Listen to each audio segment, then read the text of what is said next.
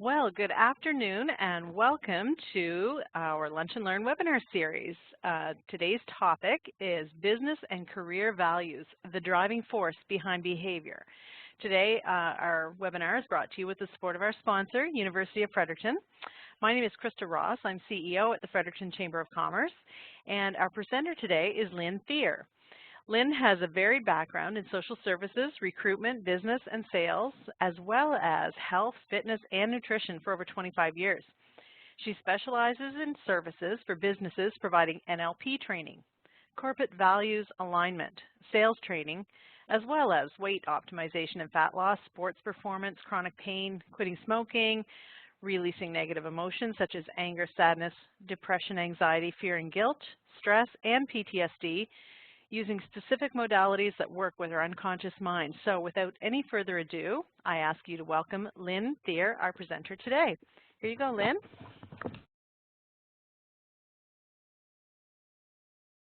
All right, so welcome everyone.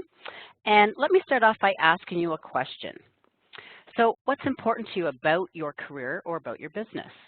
What motivates you to do what you do? And how would you like to learn more about yourself and why you might do what you do? If you're with me, you can put a little yes into the chat box so I know that you understand what I'm saying. So just what are values and beliefs? Well, I want to go to the next one. There we go. So my goal for you today is to go away with an understanding of how values impact behavior and productivity in the workplace and essentially in your life as well. So what are values, beliefs, and attitudes, and why do marketing companies spend millions of dollars studying them? Values are what actually motivate you to do what you do. A value is a hot button, and it drives your behavior. So whatever we do is to fulfill a value that you might have, and even though that you might be unconsciously aware of that value. So values are stored in our unconscious mind, which we make purchases directly related to what we value, and we move towards or away from what we value as well. So Tony Robbins is NLP trained, and he states that values are like a compass that directs your life. Values motivate and demotivate us, and they also justify behavior. So values are organized in a hierarchy, with the most abstract ones having the greatest influence. So Dr. Claire Graves was a psychologist, a professor of psychology, and whose theory holds that human beings exist at different levels of existence. They have different thinking values. And his theory holds 8 human development levels, which have been defined thus far. So the 8 human development levels have been defined, and in my one-day seminar that I'll be doing in October, we explore each level as well as do a specific values test so that you can find out what values level thinking you are at. And it will explain more about how you think and behave, as well as where there might be conflict and how it can be cleaned up so that you're moving towards more of what you want. So why discover and refine your knowledge of values? So we want to go over 4 benefits to you. So the first benefit is easier decision making. It becomes easier and more effective to make good decisions in business or another area of your life. So when you know your values, making clear decisions is more possible. So let's say that you're offered a new job that pays more than your current job. Will you take it? You're best off making the decision according to what you consider most important in your life. You'll be making more money, so that might support a value for financial success. However, you'll be spending less time with your family and with your loved ones. So that could go against a value for relationship and family. So which value is more important to you? Relationships and family, or financial freedom and success? If you're really clear about this, the decision-making process will also be clear. You'll be able to make that decision much easier. The second benefit is life gets much simpler. Instead of working smarter, not harder. So let's face it, life can be complicated, and it could be simpler if you really understand what's most important to you, not just in your business or your career, but in all areas of your life. Knowing and trusting your values can save you years of headache, heartache, and also a lot of hassle. Thirdly, another benefit is life is stressful for many. So going against core values causes inner conflict. Inner conflict is stressful in itself. In fact, studies show that this kind of stress trumps other forms of stress. For example, a lot of us think that our busy schedules cause a lot of stress day to day, and they can, but it's not as stressful as that inner conflict that accompanies it, which may also be related to your values. So inner conflict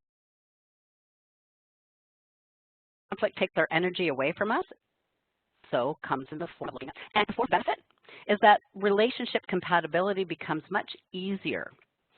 So you value relationships at work and talking with colleagues instead of perhaps focusing on projects and sales. Your boss, on the other hand, values success, results, and income. Perhaps you value relaxed pace and a relaxed schedule. Your boss might value hard work and extra hours put in. So can you see how there could potentially be a conflict here? Yes, there could be a conflict in this situation, and knowing your values can help alleviate that, or even aligning those values to the values of the company or the values of the business owner could be of great benefit. So who am I? My name's Lynn. I'm an NLP Master Coach, Consultant, and Trainer, author of the book Your Life Matters, and I help companies to get clear and focused on what they want, what they need in their company, what they value, and also to align management values, people who are in management, and then again it trickles down to the employees and everyone in the entire organization. So let's talk a little bit about NLP. If you've never heard of the term before, it's been around since 1970, neuro-linguistic programming. So NLP was created by Richard Bandler and John Grinder back in 1970, and they worked at modeling the techniques of Fritz Perls, the founder of Gestalt therapy, Virginia Satir, family therapist, and the Dr. Milton Erickson, who was a famous hypnotherapist. And they developed cut straight to the heart techniques that work to produce behavior change in people. So how great is that? So NLP, what is it? It's a user manual for your brain, and it's comprised of your neurology, or your nervous system, which is how the body and the mind interact. The language you use to talk to others, as well the language that you use to talk to yourself. Do you talk to yourself on a daily basis? I bet you do. And it gives insights into a person's thoughts by paying attention to their language. And the P stands for programming. So Bruce Lipton states that we've basically been programmed by the age of 6 with our core values and beliefs. So what programming was programmed into you, into your unconscious mind when you were little? NLP is designed to help us access more neurological pathways, thereby creating more choice in our life. So Anthony Robbins states it's a set of tools to deal with the blocks that we've created to simply being who we really are. And NLP techniques can help you improve how you think, behave, and feel in all areas of your life. So moving on, what is hypnosis? Hypnosis is a state of trance. It is focused attention and visualization, as well as enhanced capacity to respond to suggestions. So did you realize that you are actually in a state of trance or hypnosis several times a day? When you're driving along and you miss that exit, which happens to many of us, you're actually in a state of trance or hypnosis. When you're watching a TV show or a movie and someone's yelling your name trying to get your attention and you don't even hear them, again, you're in a state of trance or hypnosis. It's a little bit different than meditation, but hypnosis, we are actually in it several times a day. So it's not a word to be afraid of, it's a word to be embraced. And next, what is timeline therapy? So timeline therapy was developed by Dr. Todd James over 30 years ago now, and it's a process that helps us and assists us to let go of negative emotions from the past. For example, I worked with a man who actually had 2 companies, And he came to me for two reasons. Firstly, he had a fear of public speaking. So we actually did hypnosis with him for that. And within 2 weeks later, he was speaking to a group of over 100 people. So that fear was gone. He also wanted to come see me because he wasn't making the money that he wanted in his business. And so we did elicit his values. And making money in his business was one of his values. However, for him, it was number 9 on the list. Remember, your behavior is driven by your top 5 values from the unconscious mind. So what we did was a technique, and we actually brought the value of money up to his number 3 spot, and we cleared up any negative beliefs he had around money from childhood. The negative beliefs around money that he did have was his father saying, money doesn't grow on trees, money's hard to make. So if you have negative beliefs around money, that's something to also look at. We also release limiting beliefs and decisions using timeline therapy and creating a future the way we want it by inserting goals into your future timeline. So, values. Let's get to the heart of it all. Values drive behavior. They provide the primary motivating force behind our actions and have a massive impact on our outcomes. They motivate us to do what we do, and we move towards and away from our values. So values are the things that are important to us.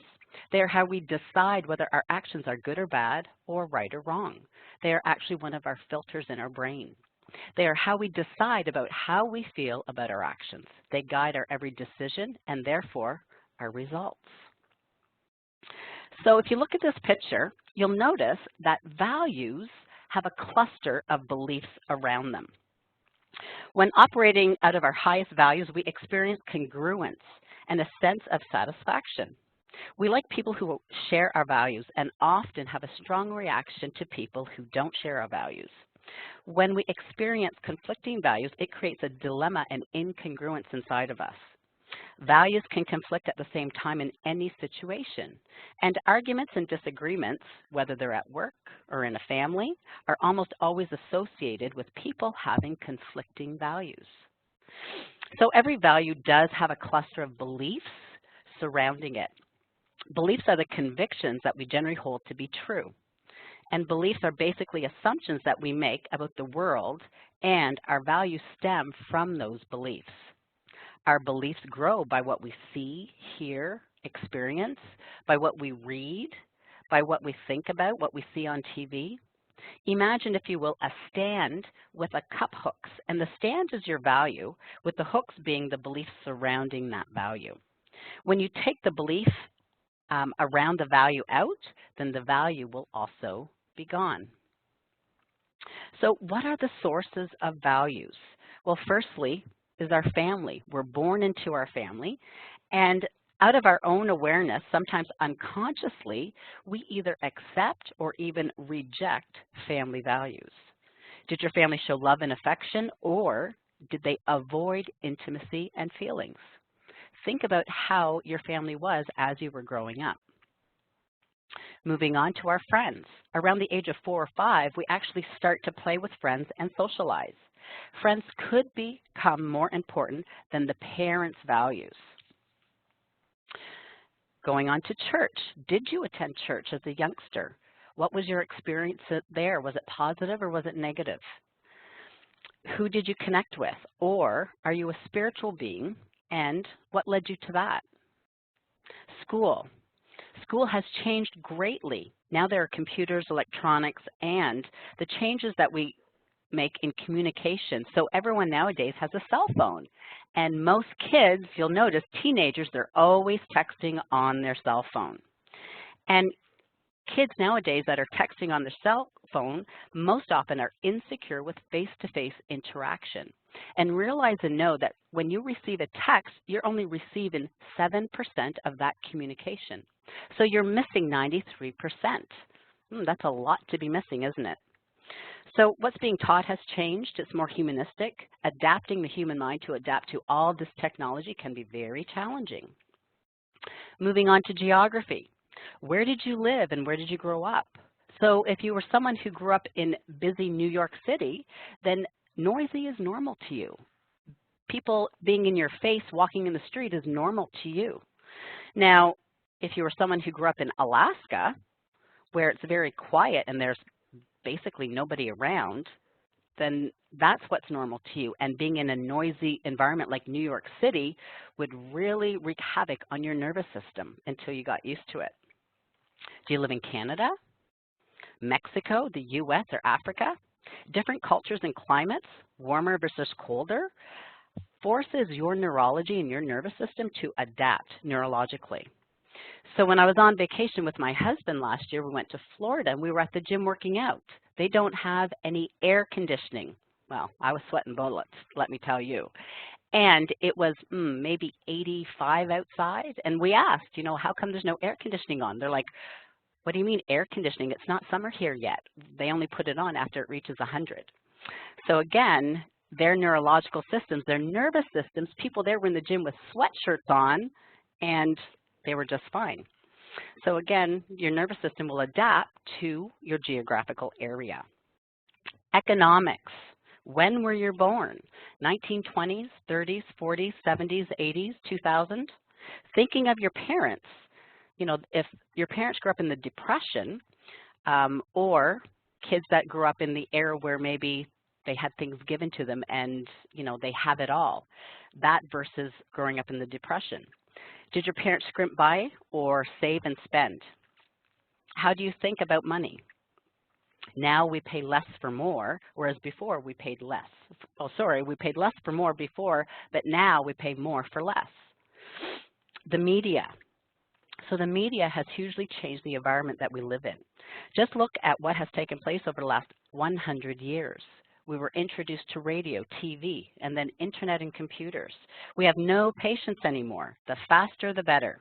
We don't even want to scroll down on the screen anymore because what we think for our answers, it should just pop up right away because we want it and we want it now.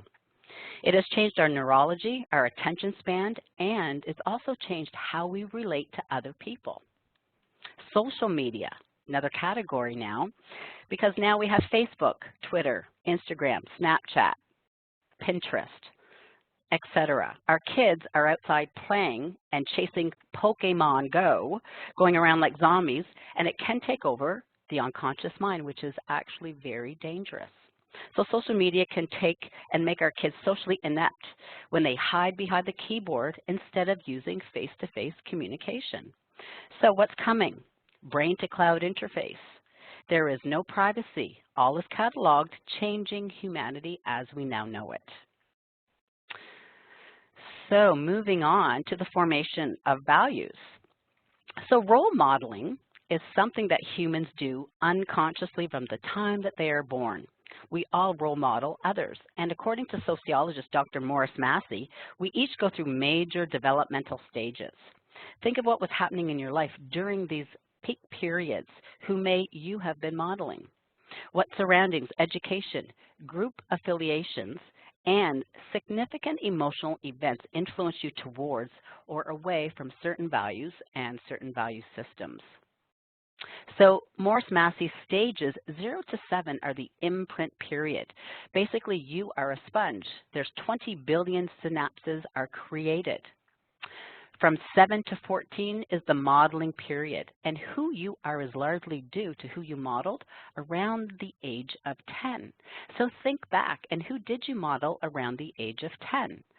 For some kids that are now adults, Bart Simpson was their role model. So think about that. I know for me, if you were in a sport, I had a coach, and my skating coach was a role model to me. So think back to when you were 10. Who did you role model? Moving on to the age of 14 to 21, the socialization period. Here, you take the model out to socialize, and you actually try it on. You try it on in front of others.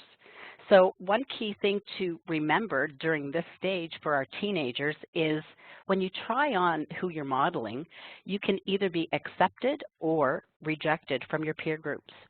And this has a huge impact on your self-esteem and your self-worth.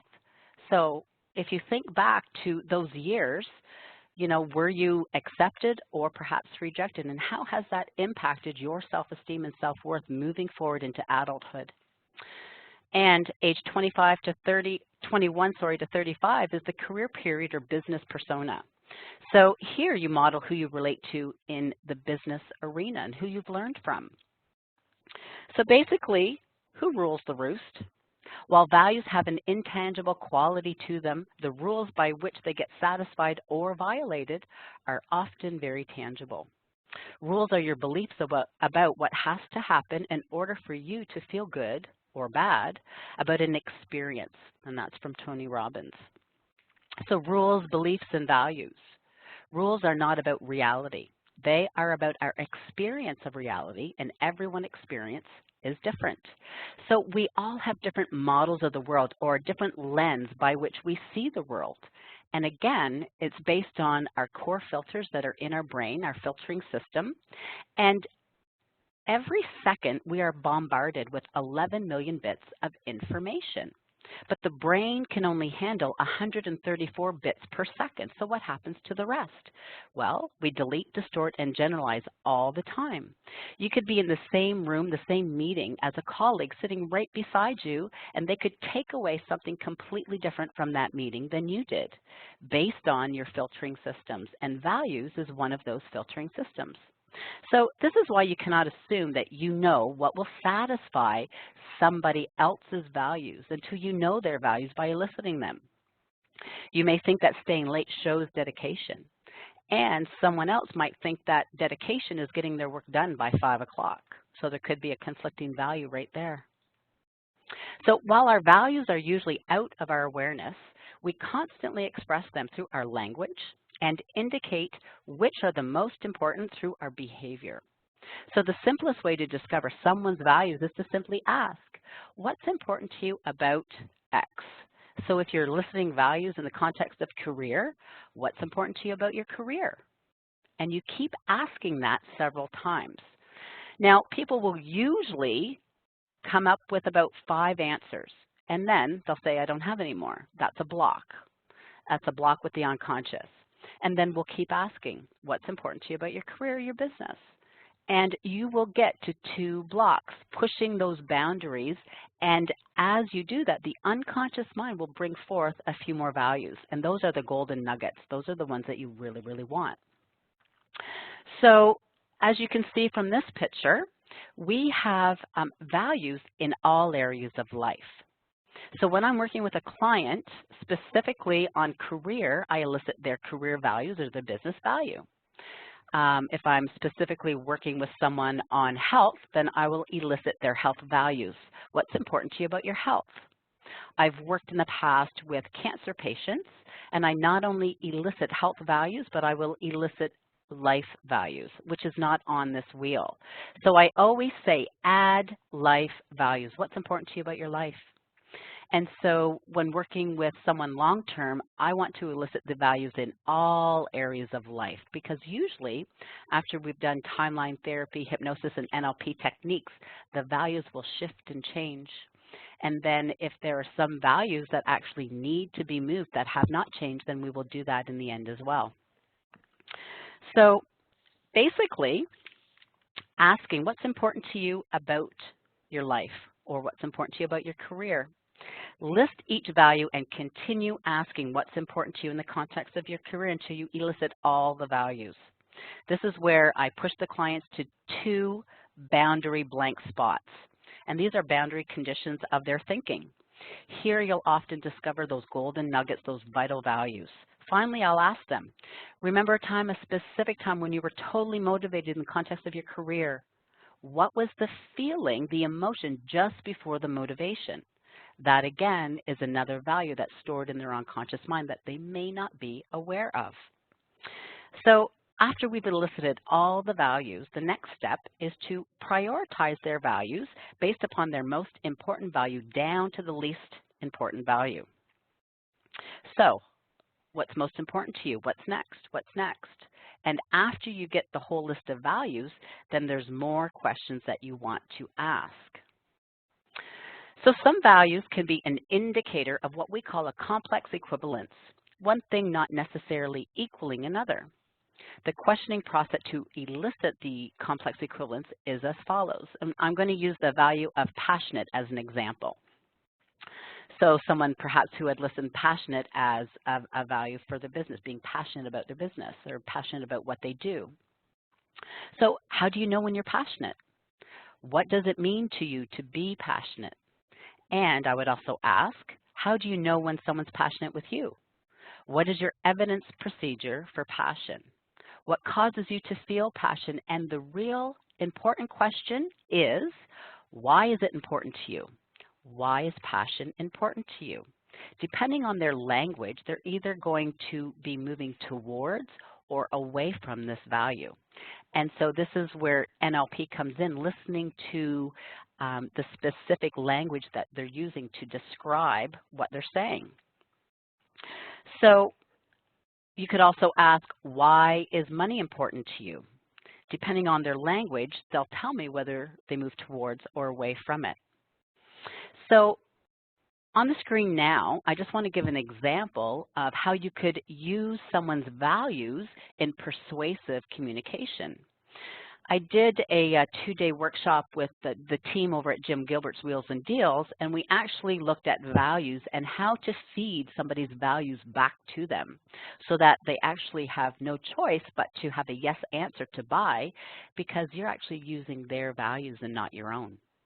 So for example, if someone has the values of love, wealth, integrity, connection, growth, and freedom, in this case, you could feed their values back to them in a compelling, engaging sentence such as, Alex, if I could show you a way to grow your wealth, doing what you love with integrity, where you could connect with some wealthy individuals, would this interest you? And if I could also offer you the freedom to grow to whatever level you desire, would you go all the way and get the most of our trainings? So by using all the values in the proposition, you are creating a compelling proposition where Alex will be in total agreement because they are his values. Oftentimes, salespeople use their own values to try and sell a product or a service.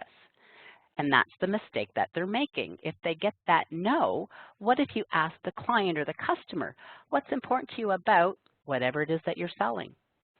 And once you elicit the client's values and feed it back to them, then they have no other recourse but to say yes, because it's exactly what they said. It's their values. So moving on, I want to talk a little bit more about towards and away from values. So toward values are when your motivation or reason for having the value is in order to move towards something and to have something positive.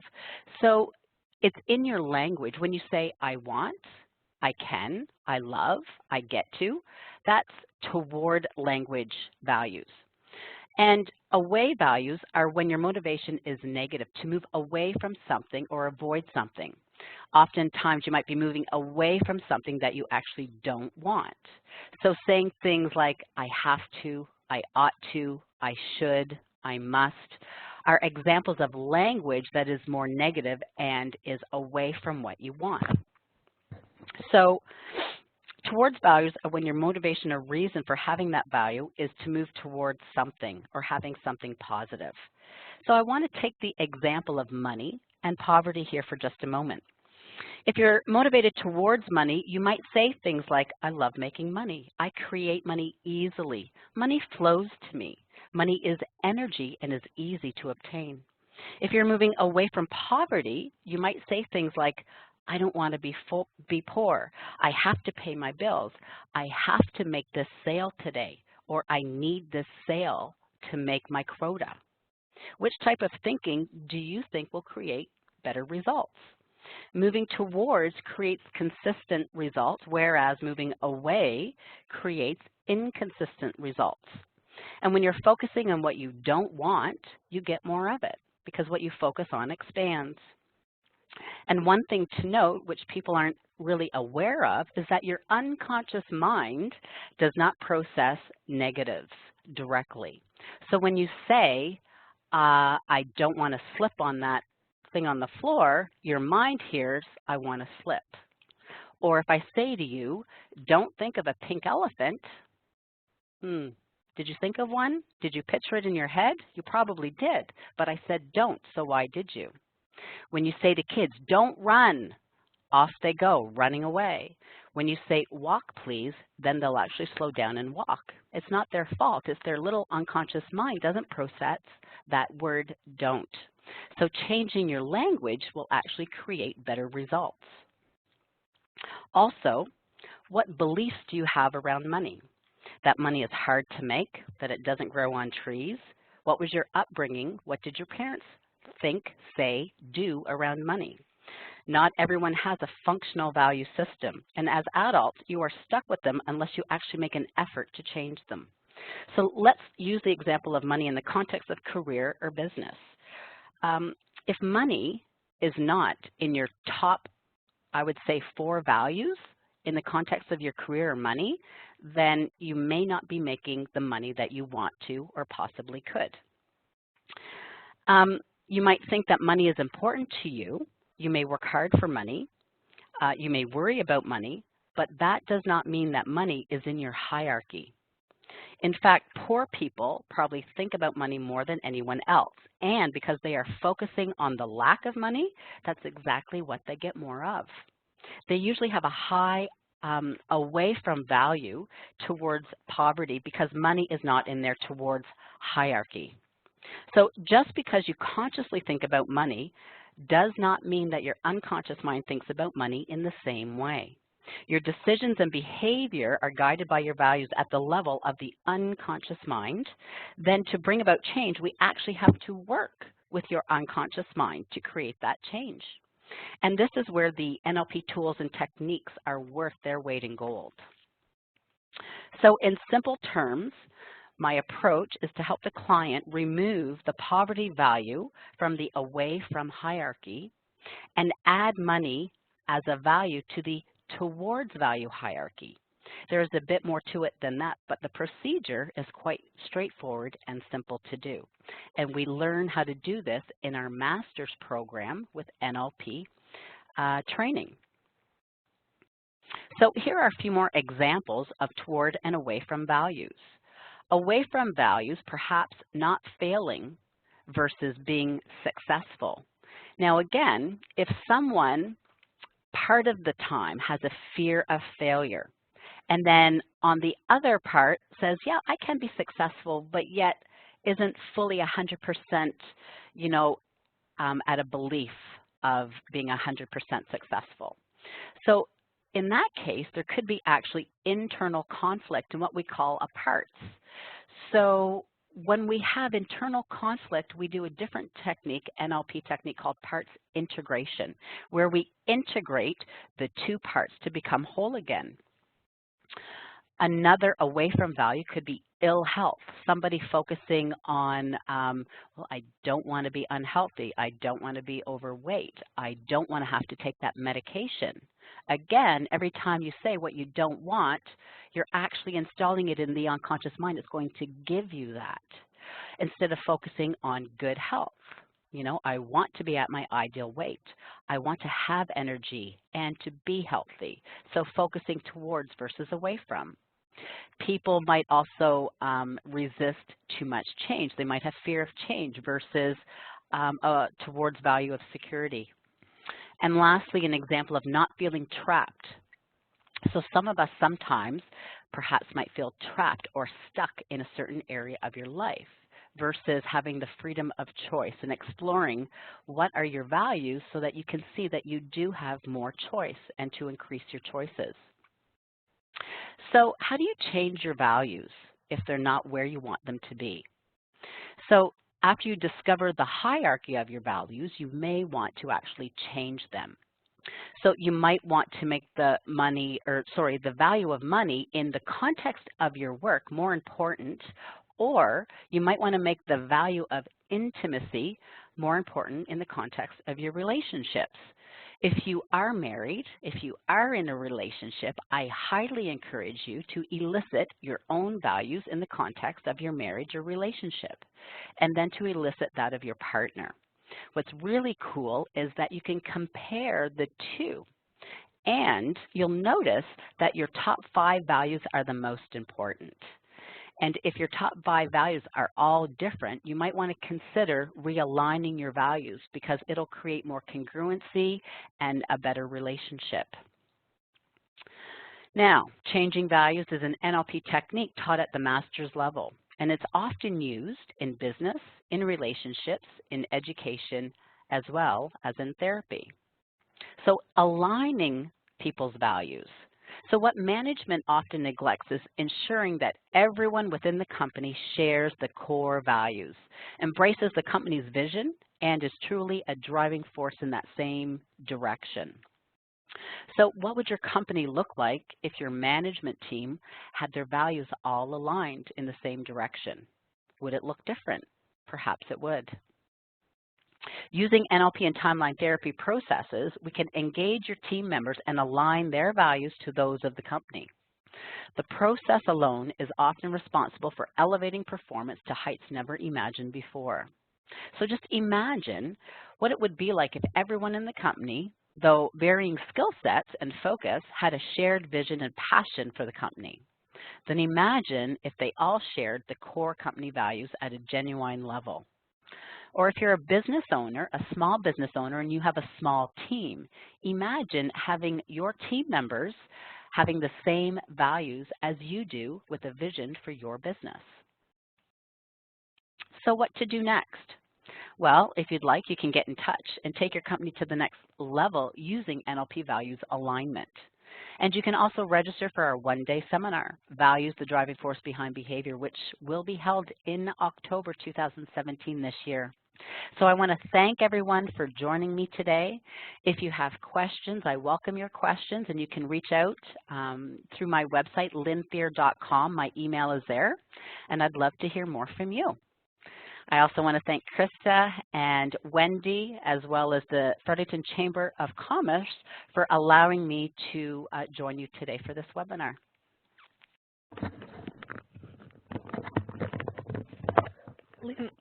Excuse me, Lynn, we can't thank you enough for this presentation. This has been some great information, and it's really given us a lot to think about, how we can consider the challenges that we face and what we might do to face them more head-on and face them better. So thank you very much for that. And for anyone who is interested in re-listening to this webinar, if you want to share it with somebody, it will be posted on our website in a few days, and you can share it with your colleagues or listen to it again.